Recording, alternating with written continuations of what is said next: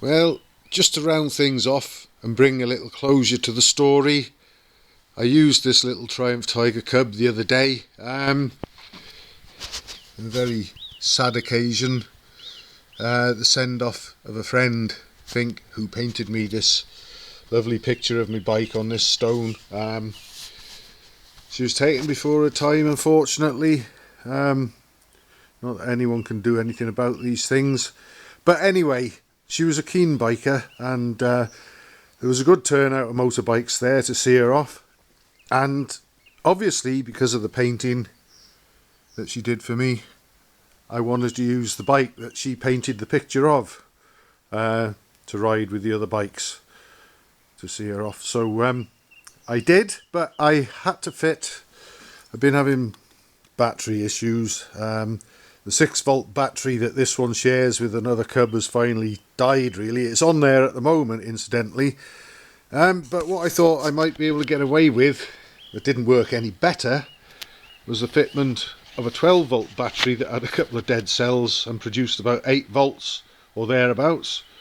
But anyway, the main thing is we made it by a whisker. In fact, the bike stopped right outside the church, more or less, where all the bikes were parking up in any case.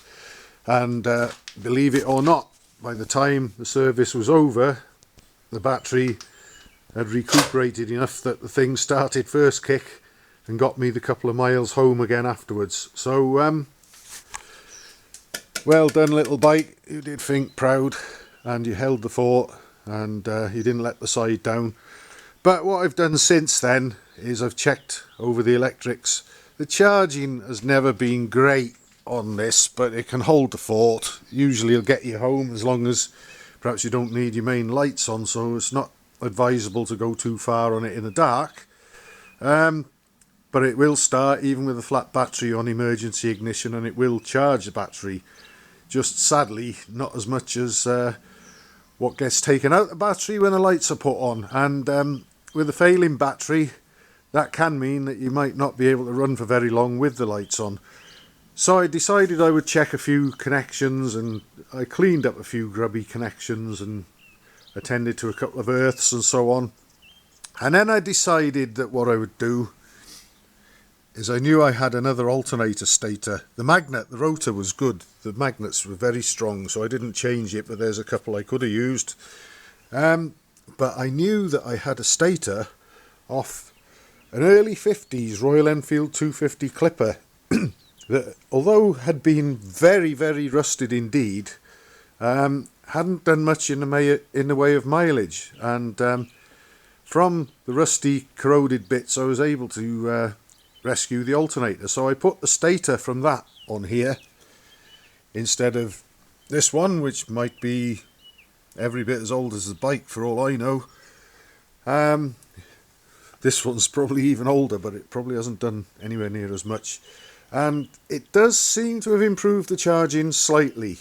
So that's something. But while I had the primary cover off, the other thing that I was able to confirm, which I suspected on this machine for long enough, is I found the dreaded play in the crankshaft bearings. It's probably actually the dreaded timing side bush. But having said that, it's felt and sounded the way it does for quite a long time. What I think I was able to do actually was grab the rotor and sort of almost, if you like, seesaw the crank a little, because I'm not convinced that the play was on the drive side in the ball bearing.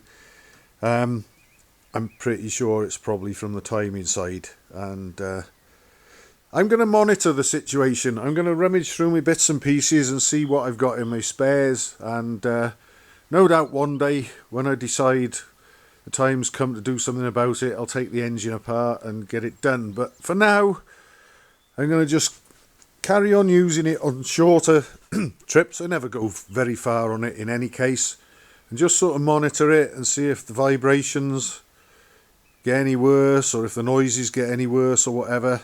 But for now, it's holding the fort quite nicely, and that's the way I intend to carry on. So let's just put this camera down a moment and start it up and have a listen. Maybe.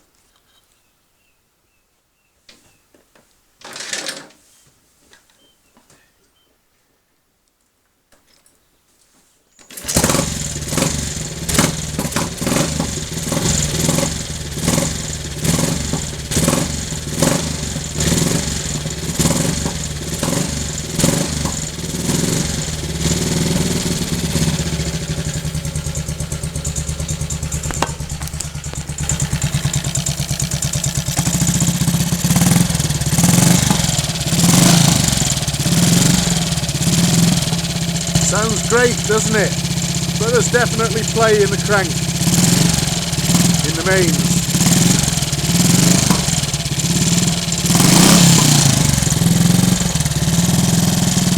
It does become a little more evident when the engine warms up and the oil warms up and thins out a little. I have just been running this about 5 or 10 minutes ago to check and see what kind of output I've got from the alternator. Like I say, it's not really enough, but it's enough to keep the machine going in daylight at least, so I can still carry on enjoying it in daylight. But there we are. That's my little Tiger Cub, which I think did myself, and more importantly, think proud the other day. You did your job when you were called upon, old bike. I'm going to look out and see what sort of bits and pieces I've got and put them ready for when I do feel like I've got the time, probably not in this lifetime,